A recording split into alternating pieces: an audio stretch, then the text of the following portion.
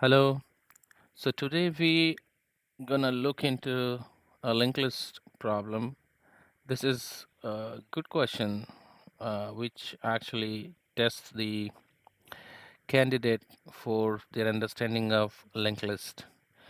Okay, as I mentioned, always mentioning this, that whenever you get any questions in your interview, always read it very carefully and then ask questions for your clarification. If you're not getting anything, like, it's better you should ask upfront before you start implementing your solution, right? So here we are. We have two non-empty linked lists representing two non-negative integers, and the digits are stored in reverse order. Yeah, so that's highlighted, and it's very important to pay attention on this. Like this, the digits are stored in reverse orders, and each of their nodes contain a single digit. Okay, so the linked list node contain a single digit. That is, its value is between 0 and 9. Not No node will contain 10 or 13 or 15. Okay, and add these two numbers and return the sum as a linked list. So what we have to do, we just need to add those two linked lists and return the number. You may assume that true number do not contain any leading zeros except the zero itself. All right. So that's another thing. You can see that the question is saying that you can assume that the two numbers here is L1 and L2. Okay, is the form of the list load, and it will not contain a leading zero. So if we look at the example one, it says 2, 4, 3, and if you read the question carefully, you see that the digits are stored in reverse order. So what is the number here? Number is 342. Okay, because it's stored in the reverse order. And similarly, this is the 564. Okay, the number is 465. Why it is that? Why it's like that? Because the linked list is, we usually add linked list new element at the head. Okay, so the first number whatever we added, like, it appended to the, it becomes, eventually it becomes the last one, and the most recent uh, list node in the list, right, it's always be uh, the last one. Why we usually add at the head? Because we always has the reference of the head in the list node, linked list, and it's very fast to add a node at the head instead of finding the last node and then doing that. So that's another interesting question people usually ask, to add the node at the end or at the last. So, or like nth from the last. So we will look into those problem as well. So that's like, if you understand the linked list, right? If you understand the concept of linked list, you will enjoy solving the problems of linked list. Okay, any problem you can solve it. It's very, like, once you understand the concept, it's simple. Like, you just need to traverse, like, either way, right? One, two, three. Like, there are few templates for solving the linked list, and we will discuss it for later. So yeah, you can look for the given example, like the example one. You have the L1 equal to 243, L2 564. That's represent the list node, and then you are getting the result 708. Okay, similarly for L1 equal to 0, L2 equal to 0, and that's returning to 0. Okay, of course, yeah. Now, this the last one is like 999, and if you're adding this 99, so obviously, right, it's 9 plus 9, 9 plus 1, 9 plus 9 is 18. So 8999, right? And then we are getting 0001. Why? Because always a 9 9 18. It's always right. And then once we are finishing here, 9 plus 1 is 0, 9 plus 1, then 1 plus 9, 0, the carry thing. And then it's adding the last number, right? Okay. And look for the constraint as well. The numbers of the nodes in each linked list is the range from 1 to 100, right? So it will goes up to 100. All right, 1 to 100. Numbers, number of nodes, not these numbers. This will be from 0 to 9. Yeah, you can see that value, node value. How is this class defined? Like you can see right here the definition of single linked list. It's a list node. It has value integer val and the list node next, and then the constructor, default constructor to construct list node, empty list node, then by setting the value, and also we have a constructor that accepting the value as well as the next node that actually set up the value and next for the new one, right? Okay, so let's start um, implementing this method, right? Adding two numbers which will return list node. Okay, input is L1 and L2. So I will start by defining the result which I need to return. So obviously we need to return a new list. So I'm creating a new list and naming it as a dummy. It's nothing list node and it does not contain anything, right? So I will say 0. I'll just initializing the int value to 0 anyway, even though if I don't do it, it doesn't matter. It's still a 0. So, and I also need to hold the reference that I will use to move my array. So I will call it current and I will say it is also pointing to the same list node. Okay.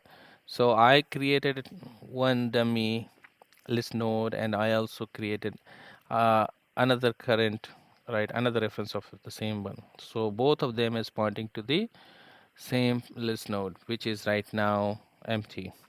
Okay, now adding the two numbers, now this is interest, adding the two numbers should be fine, like 2 plus 5 7, but 6 plus 4 equal to 10. So, and remember the node cannot be more than 9, so we do need a variable that will hold the carry.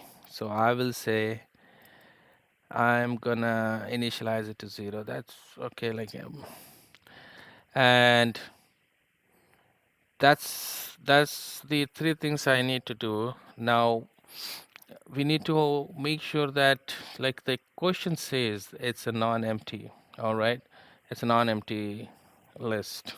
However, I still gonna handle that.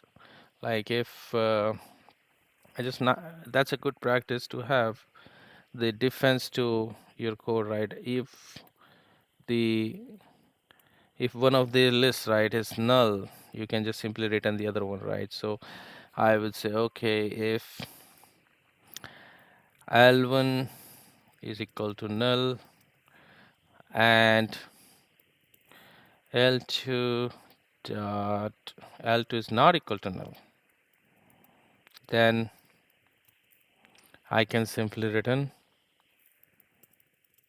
L2. Similarly, if L1 is not equal to null and L2 is equal to null, then I will return the non-empty. So that will cover my case where one of them is empty. We can simply return the other one, right? So L1 equal to null and L2 is not equal to null, we are returning the L2. Similarly, if L1 is not equal to null and L2 is equal to null, then we are returning the L2. Okay, now this is where we have to implement our logic that will create the that will add the values, the result into the dummy one, right? And we will keep moving to the next node using the current reference. Okay, so while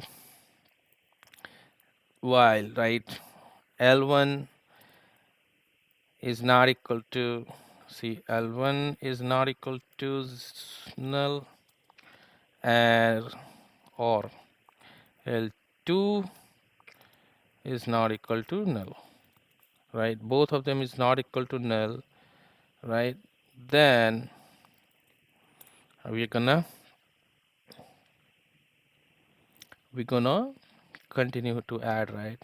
There's one more case we need to have here, by the way, that would be my carry as well, right? So I will say if carry is not equal to 0, not equal to 0, then also we have to create, we still need to do this operation. So what we need to do here, we have to get the two variables, right? So the first one is x, let's say x from the L1, and if we say okay, L1 is not equal to null, okay, if L1 is not equal to null, then what we have to do, if it's not equal to null, then L1 dot val, otherwise say it's 0.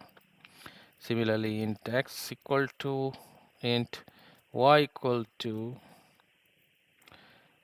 again we are going to apply this for L2. If L2 is not equal to null, then I would say L2 dot value else 0.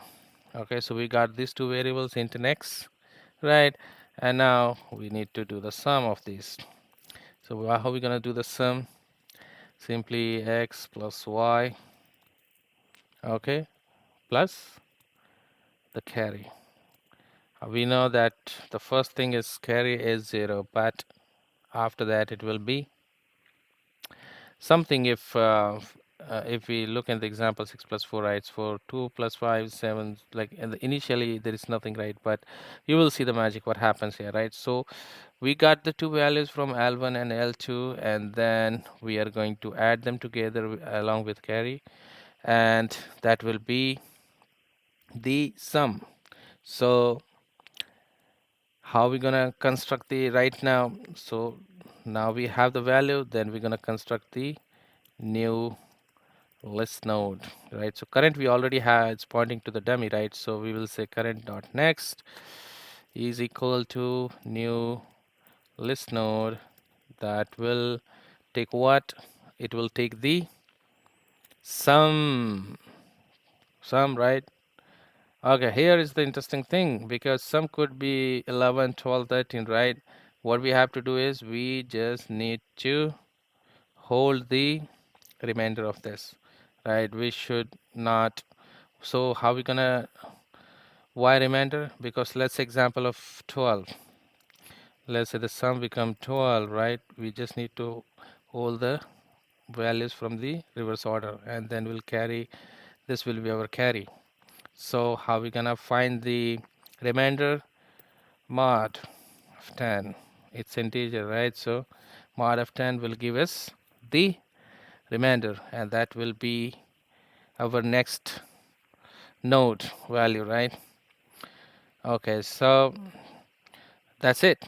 So that will give us the next node's value.